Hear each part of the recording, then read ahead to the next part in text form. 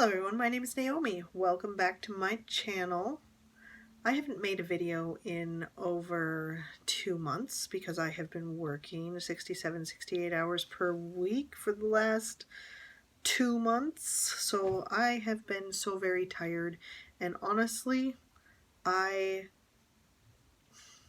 been trying to make this video for a while this evening, but I keep accidentally yawning in the middle. So at this point, if a yawn happens, we're just gonna roll with it because I need to go to bed. But we've been a little bit short-handed, and I wouldn't even say short-handed at work. It's the workload has exceeded the staffing that we have, so we need more people. But I do have good news. I do have really good news. I have been in my job for a year and 9 months as a temp. I love my job. I freaking love my job. And as a temp, I was paid well and treated very well. I was offered a permanent position, so I am now a permanent employee, thank God. Even though I was paid well and treated well as a temp, the goal was to become permanent. I have worked hard. I have 0 inexcused absences in a year and 9 months. I have been very dedicated to this job, and I have prayed for this job. This is what we needed for our family. It definitely will make a difference financially. The benefits, I don't believe are going to be, they're going to be a little bit better than the benefits that we get through my husband's job. So we will switch over to the benefits being through my job. So that part's also good. I'll have benefits, and I'm permanent, and the pay is better. So lots and lots of good things happening in my life, and it makes all of that tiredness from working all these hours, it makes it all worth it. Of course, so does the paycheck, the overtime. So I don't know. I'm tired, guys. I'm sorry. I'm gonna ramble. I sometimes ramble anyway, and you can see my little spider plant. Little. The thing's freaking huge. Huge. It's taking over. My house is turning into a jungle. It's making my husband crazy because every year I add more plants, and I absolutely love my spider plants, and they grow big and they take over the world, but I love them. I have 3 big huge spider plants. Happy, healthy spider plants. This thing, it keeps growing and growing and growing. And this one is bigger than the ones I have upstairs in the bathroom. I had all 3 of them when they were little in a row on my vanity in the bathroom. And it was great, but then they got too big for their pots, and I put them in bigger pots. Well, then they didn't fit. So now I have 2 upstairs in the bathroom, and spider plants do really well in a bathroom, by the way.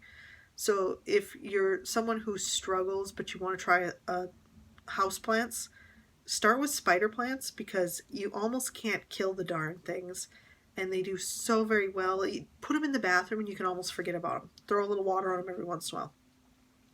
But they seem to thrive just even having that moisture from running the shower. So they don't require as much care if you keep them in the bathroom. I love spider plants. Anyway, so enough about my spider plants in my jungle. And I mean, you can see my little pepper plants back here. I've been working on my garden. So on top of working a lot and keeping busy with that, and then there's, of course, household chores, running a household that are always there. Dishes, laundry, dusting. I'll be honest, the dusting, it's not happening. It's just not. I told my husband, I said, with me working all these hours, just accept the house being dirty, just get used to it, because it's probably going to be this way for a while until I can go back to working just 40 hours a week. And when I can go back to working just 40 hours a week, then we'll have a clean house again and it'll be great. Anyway, so I did intend to actually talk about something on this video. So there's a lot of, I don't know if any of you follow like Ice Age Farmer. There's a number of, I follow a number of prepping channels that are super great, and but Ice Age Farmer particularly talks about the things that are going to, that are happening, that have happened, that impact the food supply, and talks about food shortages and stuff like that. And the leftist agenda to destroy the food supply. I don't know if you've followed anything that's going on in Oregon, but they're trying to follow the UK and ban, almost ban meat, basically. So with all of this stuff going on, the more that you can grow, the more that you can do yourself, the better. I still live in town. The goal is still to get out of town. Becoming permanent in my job does help us work toward that goal. My husband was not even willing to consider anything as long as I was a temp, because he is not a risk taker at all. This man is extremely adverse to risk. But at the same token, there are some things that he does where I'm like, you're not a risk taker, but that's what you choose. Do you realize that you've been programmed to do things a certain way, and there are better ways to do things that involve less risk? I don't know. So there are things that he unwittingly takes risk in, but there are certain things he's viewed as risky, and one of them is to leave a permanent job to become a temp, which was something I did, but I was willing to take the leap and take the risk in order to better our situation and better our family and help us to achieve our goals. So now we can really start working toward our goal of getting out of town. I need more space to grow things. I am growing stuff everywhere. In my little garden, it's not big enough for us, and so I'm finding ways to grow things in other parts of the yard. I'm going to do some more container gardening this year. If he keeps us in town too long, I might put in some raised beds or something. Who knows? But it's important for us to be able to grow some of our own food and have a little bit more control over our own food supply. I mean, we know that they spray a ton of poison on our food. We know that a lot of the things that are being done to our food, they're not for our benefit. Genetically modifying the food doesn't help us. It actually hurts us health-wise. Spraying the pesticides on the food hurts us. The chemical fertilizers hurt us. So anything that you can grow organically yourself at home, the only way you're going to know it's truly organic is if you grow it yourself, because even organic food, they could be using chemicals. It's just not the chemicals that the USDA doesn't allow to be used for organic food in order to have that organic label on there. So the only way to ensure your food is actually organic is if you grow it yourself. So I have been trying to make sure that I grow food every year. I have my organic homegrown tomatoes that I diced and canned last year that we're still eating, that will last us until our harvest this year. Now, I'm not going nuts with tomatoes this year like I did last year, so I'm not going to have the big harvest of tomatoes like I had last year. But I'm doing what I can to grow food in the space that I have. So one of the things that I looked at, that I was thinking about and considering, working out in my mind. If there are food shortages and people become a little bit malnourished, you can handle a calorie deficit. I mean, all of us need a freaking calorie deficit. We're all carrying extra weight we don't need. I mean, this is America, where we're overfed genetically modified, overprocessed foods that cause us to gain weight and develop all kinds of health issues.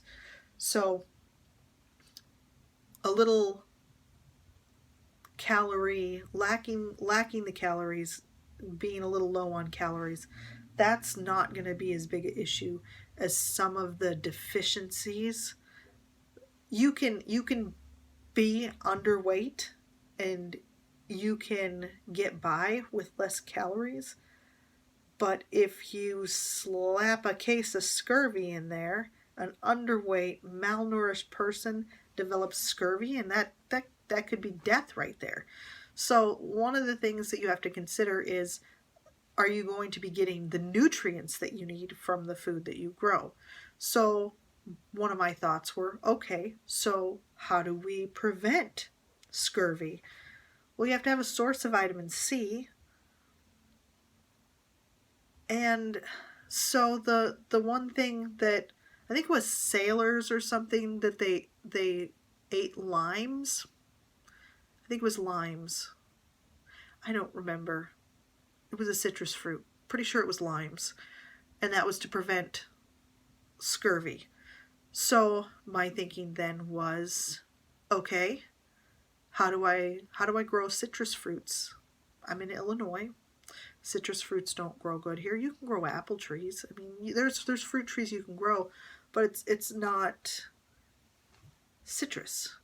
So what I did was I got on the Gurney's website and looked up dwarf citrus trees, and they have dwarf lemon, lime, and orange trees. So I ordered 4 dwarf lemon trees and 2 dwarf orange trees. My orange trees are here. I have them potted. So basically they can be outside until wintertime, and then they have to come in the house. Outside they will basically self-pollinate because of the pollinating bugs, the bees and whatnot. So they will naturally produce fruit. Even in the house they will produce fruit if you pollinate them. So I could literally have lemons and limes year round if I was manually pollinating the trees as they develop the flowers. Now my house has limited space. This is my front porch, and it's already a little bit crammed full. I am removing some things from the front porch, like the inversion table, the old desk that I was working on when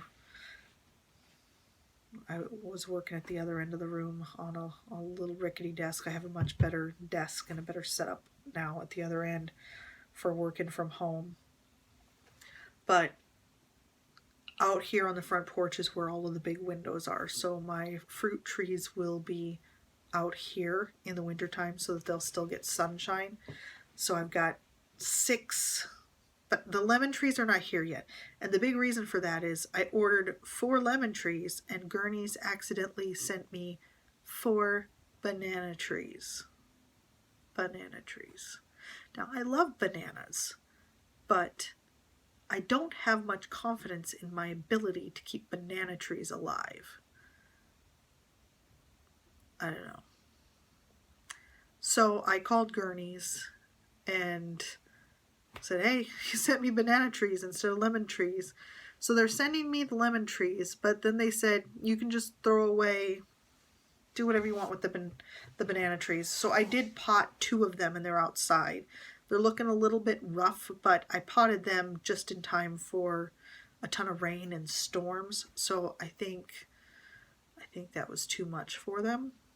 And also the temperature has not been perfect for banana trees. I mean, we had a few days that were, and then the temps started dropping back down to the 40s at night.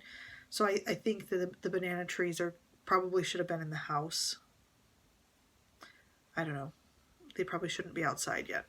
They can't handle temps as the citrus trees can handle temps lower. So my lemon trees are coming in a couple of weeks here, and then I will get them planted and outside. But my thinking on this was it's something it's a dwarf tree. It'll provide vitamin C. I've got 6 of them coming, so we could reasonably keep ourselves in enough vitamin C year round with these dwarf lemon and orange trees, and I may add the lime trees later. It depends. I gotta see how much space they're gonna take up this winter, so I may add the lime trees next year. We'll see. But anyway, out here on the front porch in the wintertime, I'll have seven trees, because no, eight trees, because there's there will be 4 lemon, 2 orange, and then the 2 banana that I wasn't planning on. So I'm gonna have a lot of trees out here on this front porch, and when they get bigger, it's gonna be a little difficult. But hopefully by the time they're bigger, hopefully we will be moved out to the country, and I can come up with some sort of better setup for them for the winter. And also by then hopefully I'll also have lime trees. And then my plan once I'm in the country is apple trees. And actually I am going to plant the apple trees now because I am starting from seed.